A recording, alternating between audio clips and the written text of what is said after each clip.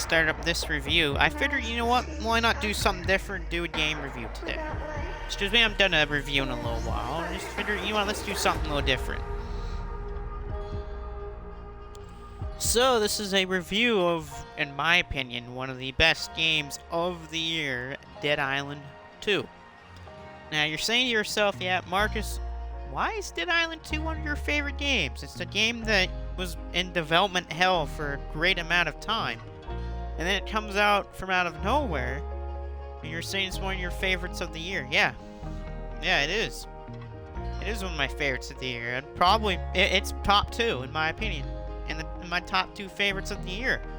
It's a toss-up, basically, between my 2 favorites of the year. It's either this or Star Wars Jedi Survivor. Both games are tremendous. Both have reasons to why they're better than the other.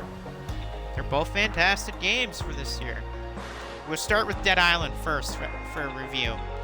That just doesn't mean I like Dead Island. That doesn't mean I like Star Wars more than Dead Island, or vice versa. But Dead Island 2, reasons why I like it so much. The setting. To be in Los Angeles, it is a great setting. A setting for it, because if you remember correctly, Dead Island 1 was set in like these islands and stuff out in like a tropical area. It was like a vacation type of area with tons of zombies. Same with this game. This time you're set in Los Angeles, giant bustling city, falls and into a zombie apocalypse. It is pretty nice to be running around all the famous locations of Los Angeles with zombies. Second, another really great thing that I love in this game, soundtrack. The soundtrack in this game is really good, you know. It knows when it needs to be upbeat and awesome for the fighting. It knows when to get really serious during those parts. It's got the rockin' tunes when you're in certain areas of the game, like Bel Air or Santa Monica. Like, it's great soundtrack. Probably one of my favorites of the year so far. Another reason why this game is really good, combat. Combat's pretty good in this game. And not just because of, you know, the way you're swinging weapons and stuff, but the way that combat looks in the game. Because, for example, hitting a zombie or something, your weapon, like, gets damaged and stuff. And there's parts where your weapon will break on you. Because you only have a certain amount of hits you can do before the weapon is damaged. And we'll go on about the weapon system here in just a few seconds, because another thing that I like in this game is the weapon system. It is a really good system of weapons. It's, in my opinion, one of the best weapon systems in the last couple of years. It's a pretty smart system. For example, there's a few weapons like a pipe or like, you know, random household object where it's like a simple one where it's like a swing and hit type of thing. But you can add mods to it to put, you know, effects on it. Like you can make a pipe or a 2x4 have, whenever you hit a zombie, it has like electricity effects to it, or it makes them slow down, or it sets them on fire, or it puts oil on them to make them slower, and so if they are touch fire or anything, it like blows them up. Like, it's pretty cool, or it staggers them. It's a great idea. And another part with that system is, also depending on what weapon you have, it do different effects. For example, there's one weapon where you hold with 2 hands and you can stab people with, because it's not like a typical weapon. It's just 2 little small pointy stuff on the back end of the weapon. So you poke into the zombie, and so by regular attacks, you're just trying to chuck it into the zombie's head, but if you do like a heavy attack, you do like uppercuts with it, which is cool. You got swords you can swing around, you got axes, you got a whole bunch of weapons in the game, including guns too. And the cool thing with how they balance the melee weapon and the gun combat is, of course, guns make more noise, which attracts more zombies to it, but of course the guns are sometimes more powerful than the melee weapons. And of course, different situations call for better with melee or guns, depending on what you prefer. And it takes a little while in the game to get a gun, which is perfect. Another thing that I really like about the game, design, you know, the visuals, they look really cool. Great looking game. You can tell by the menu right here, it's really good. You got the Hollywood sign in the background, the trees blowing. Cool house structures, they got all of that. really cool area. The Bel Air area that you start in is really nice to look at. You got all those modern type of expensive-y type of homes that you can explore and all that stuff with the visuals. They make it pop and stuff. The night visuals are really good in this game, the night visuals, because you have the moonlight out and about and it can shine off objects.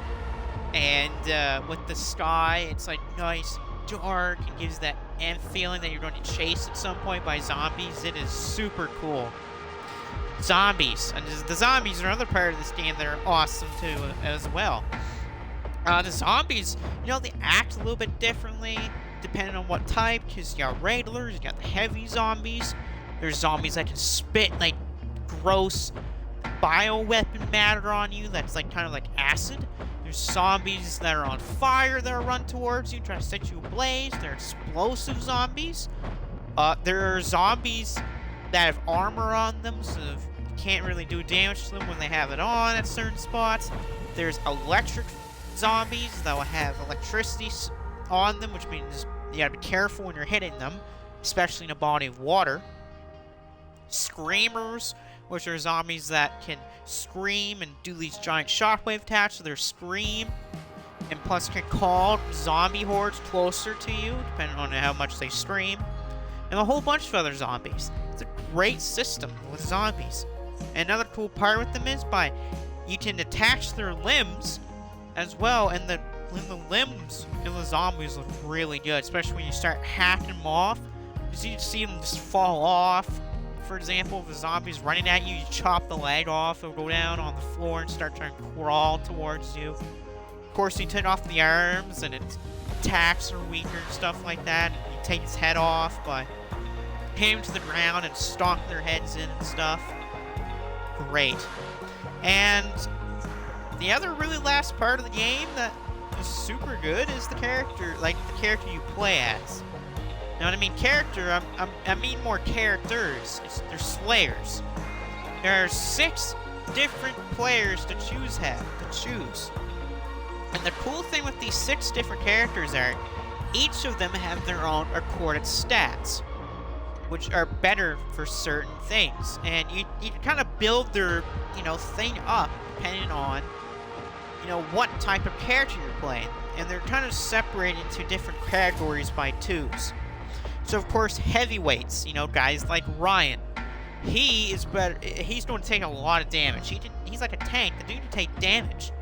But, of course, he's going to be slower because he's a heavyweight type of player, which is cool. But he has ways to counteract that with his abilities, which is really cool. And I also like how each character talks differently and acts to different situations, which I like a lot, and each character is completely different. For example, like Ryan, like I was talking about, he's a male exotic dancer, which is hilarious. He's a male stripper, which is funny as heck, that you get to play as a male stripper in the game. But then there's a guy like Jacob. Jacob's the first guy that I played this with, and Jacob's that kind of, laid-back type of cool guy that knows how to handle situations, and he's kind of smart-ass-like, which, kind of fits me. And he's not afraid to, take jabs at people, make a funny joke. And he knows the area of Los Angeles, too, so he can point stuff out to other characters. Like, he's talking to, a celebrity that you see in a side mission. He'll be like, oh, I remember watching you on the television, or, my mother, had a crush on you when, I was a little bit little and she was younger. Which, I like that a lot, which is cool. There's Bruno. He's kind of like a glass cannon-y type of guy, which is cool. And he's kind of like the gambler character, where his abilities are like a gamble type of thing, where they do different effects but at certain costs. And he's like that guy that looks like a rapper, and he's different, but he deals with a lot of critical damage and stuff, which is sick. There's Amy, a faster character that has lots of power. Very fast, but her toughness and peak health isn't the greatest, which is cool.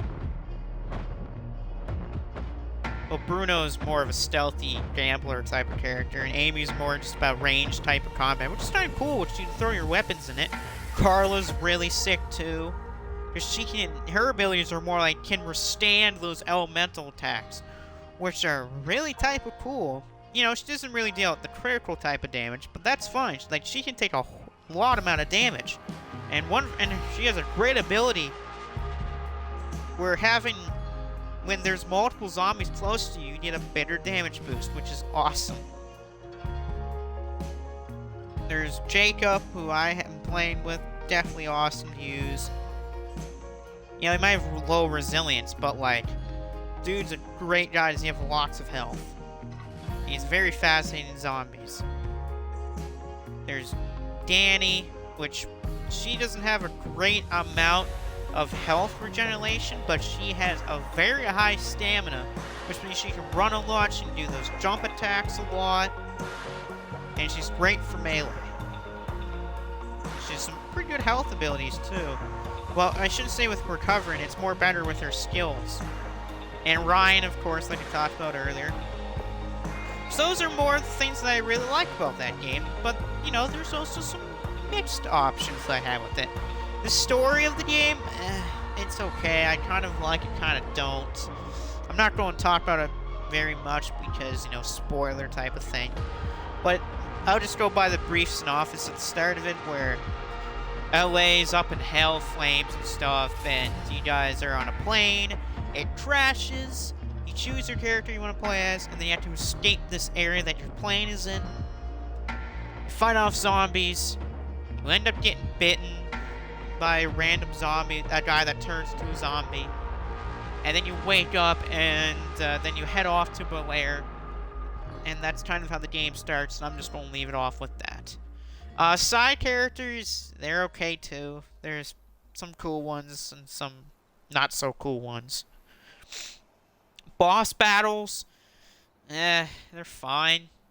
There's some there's some good ones, like the spider boss at the, not the spider boss, the acid zombie at the movie studios, which is really cool. You gotta use the movie studio props to kind of help defeat the zombie, which is awesome. But there's some other, like, later game zombies that aren't that cool to fight, like the one in the dance room at the hotel. And another thing that I kind of not a fan of, you know, the perk type of system, like the cards. Other than the character abilities they have, you can put cards on them which do different effects for your characters.